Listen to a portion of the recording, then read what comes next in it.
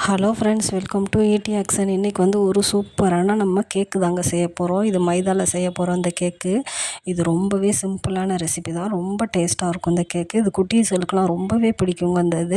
இது எப்படி செய்கிறதுன்னு பார்க்கலாம். இந்த வீடியோ பார்க்குறவங்க லைக் பண்ணுங்கள், ஷேர் பண்ணுங்கள், சப்ஸ்கிரைப் பண்ணுங்கள். இப்போ வாங்க நம்ம வீடியோக்குள்ளே போகலாம்.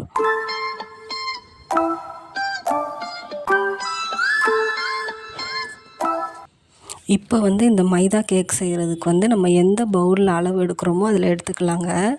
நான் வந்து ஒரு பவுலில் இப்போ எடுக்கிறேன். இது வந்து 100 கிராம் அளவுக்கு எடுக்கிறேன் பாருங்கள் மாவு. இதுலேயே வந்து நம்ம 2 கப் அளவுக்கு சேர்த்துக்கரலாம். அதாவது 200 கிராம் அளவுக்கு மைதா சேர்க்குறேங்க. இங்கே பாருங்கள், 200 கிராம் அளவுக்கு சேர்க்குறேன். இப்போ இதுக்கு வந்து இனிப்புக்கு தேவையான அளவு 1 கப் அளவுக்கு நான் சீனி சேர்க்குறேங்க, அதாவது சர்க்கரை. இது வந்து இப்போ மிக்ஸி ஜாரில் சேர்த்து நம்ம பொடி பண்ணி எடுத்துக்கிடுவோம். இங்கே பாருங்கள், பொடி ஆயிடுச்சு. இப்போ இதையும் இது கூடவே சேர்த்துக்கிடலாம். இப்போ இதுக்கு தேவையான அளவு உப்புங்க, ஒரு 1/4 டீஸ்பூன் அளவுக்கு உப்பு சேர்க்குறேன். இப்போ வந்து பேக்கிங் சோடா வந்து ஒரு 1/4 ஸ்பூன் சேர்க்கலாங்க. இது கரெக்டாக இருக்கும் இந்த அளவு. இப்போ வந்து இது கூடவே வந்து நெய் வந்து ஒரு 2 டீஸ்பூன் அளவுக்கு சேர்க்குறேங்க. பாருங்கள், 2 டீஸ்பூன் அளவுக்கு தான் சேர்க்குறேன். அதே டீஸ்பூன்லேயே 3 டீஸ்பூன் அளவுக்கு எண்ணெய் சேர்த்துக்கரலாங்க. நீங்கள் நெய்யே ஒரு 5 ஸ்பூன் சேர்க்குறனால சேர்க்கலாம். நான் வந்து இதில் கொஞ்சம் தான் சேர்த்துருக்கேன் நெய். எண்ணெய் தான் சேர்க்குறேன். இது வந்து நெய் வந்து நல்ல ஒரு வாசனை கொடுக்கும். மாவு வந்து நல்லா சாஃப்டாக இருக்குங்க. கேக்கு நம்ம செஞ்சு சாப்பிடையில மொறுமொறுப்பாகவும் இருக்கும், உள்ளுக்குள்ளே ரொம்ப நல்லா சாஃப்டாகவும் இருக்கும். அவ்வளோதாங்க. இது எல்லாமே இப்போ மிக்ஸ் ஆகுற மாதிரி ஃபஸ்ட்டு கலந்துக்கரலாம். ஃபஸ்ட்டு இதை கலந்துக்கிட்டு தாங்க நம்ம வந்து அடுத்து நம்ம தண்ணியோ பாலோ ஊற்றி பிணையணும். இங்கே பாருங்கள், நல்லா மிக்ஸ் ஆகிருச்சு. இப்போ நான் இன்றைக்கி வந்து பால் தாங்க ஊற்றி பிணைய போகிறேன். பால் வந்து இப்போ கொஞ்சம் எடுத்திருக்கேன். நம்மளுக்கு இவ்வளோ பால் தேவைப்படாது. நான் இப்போ ஊற்றுறேன் பாருங்கள். ஃபஸ்ட்டு வந்து 1 டேபிள் ஸ்பூன் அளவுக்கு தாங்க பால் ஊற்றுறேன். பால் ஊற்றி இது எல்லாமே நல்லா மிக்ஸ் ஆக்குறேன் பாருங்கள். இப்போ நம்ம சீனி பவுட்ரு பண்ணி போட்டிருக்கிறதுனால வந்து இதுக்கு வந்து ரொம்ப இழுக்காது பால். இப்போ இன்னொரு டேபிள் ஸ்பூன் அளவுக்கு ஊற்றிருக்கேங்க. அவ்வளோதாங்க. இப்போ மாவு வந்து நம்மளுக்கு கரெக்டான பதம் வந்துருச்சு.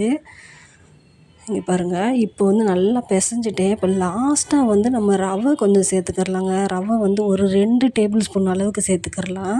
இங்கே பாருங்கள், இந்த மாதிரி நல்லா கொஞ்சம் கொஞ்சமாக கூட சேர்த்து நல்லா மிக்ஸ் பண்ணிடலாம். இது எதுக்காக லாஸ்ட்டு சேர்க்குறோம்னா, நம்ம கொஞ்சம் நெழுகலாக இருக்குங்க சீனி போட்டு பிணையிறது வந்து. கடைசி அந்த ரவையை சேர்த்து நம்ம இப்போ ஊற வச்சிட்டோம்னா நல்லா கொஞ்சம் லைட்டாக இறுகி வந்துடும். இப்போ வந்து இந்த மாவு ரெடி ஆயிடுச்சு. இது வந்து ஒரு 1/2 மணி நேரம் ஊற வச்சுட்டேங்க. இங்கே பாருங்கள், ஊறிடுச்சு. இப்போ 1/2 மணி நேரம் ஆயிடுச்சு. இங்கே பாருங்கள், லைட்டாக நல்லா இறுகிருச்சு பாருங்கள் இது.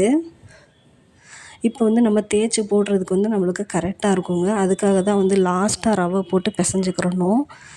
இங்கே பாருங்கள், அவ்வளோதாங்க, ரெடி ஆயிடுச்சு பாருங்கள்.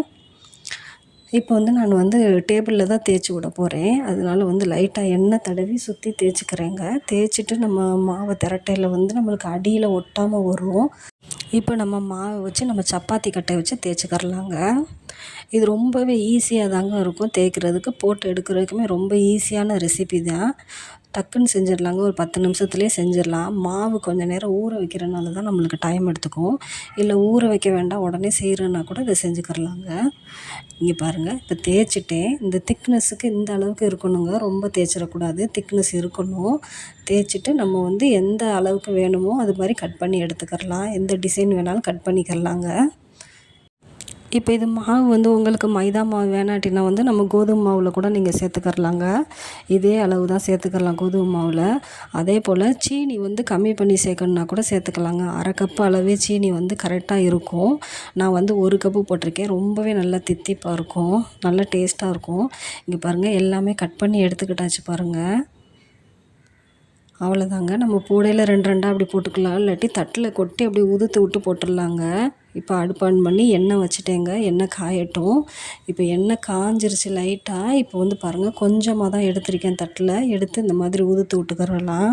இப்போ வந்து அடுப்பு வந்து மீடியம் ஃப்ளேம்லேயே தாங்க வச்சு போட்டு எடுக்கணும். ஹை ஃப்ளேமில் வைக்க வேண்டாம். நம்ம எண்ணெய் லைட் சூடோடையே போட்டுடலாம். ரொம்ப எண்ணெய் காய வேண்டாம்.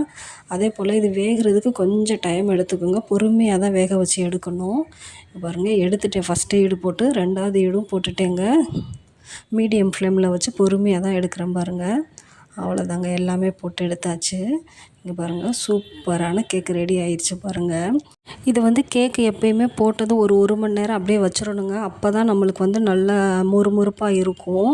ஃபஸ்ட்டு வந்து சவக்கு சவக்குன்னு இருக்கிற மாதிரி தான் இருக்கும். கொஞ்சம் டைம் எடுத்துக்கிட்ட பிறகு தான் மொறுமொறுப்பாகும். இங்கே பாருங்கள், நான் போட்டு ஒரு மணி நேரம் ஆயிடுச்சு. நல்லாவே சூப்பராக வந்திருக்குங்க. டேஸ்ட்டுமே ரொம்ப சூப்பராக இருந்துச்சு. இங்கே பாருங்கள், நான் உடச்சி காட்டுறேன் பாருங்கள். நல்லா வச்சு எடுக்கும். இங்கே பாருங்கள், உடையுது பாருங்கள். இந்த மாதிரி வந்துடும். அவ்வளோதாங்க, ஒரு சூப்பரான மைதா கேக்கு ரெடி ஆயிடுச்சு. சாயங்காலம் டீ டைமுக்கு சூப்பரான ஸ்நாக்ஸு. இதே போல் நீங்களும் ட்ரை பண்ணி பாருங்கள். எப்படி இருந்துச்சு நம்மளுக்கு மறக்காமல் கமெண்டில் சொல்லுங்கள் ஃப்ரெண்ட்ஸ். தேங்க்யூ ஃபார் வாட்சிங்.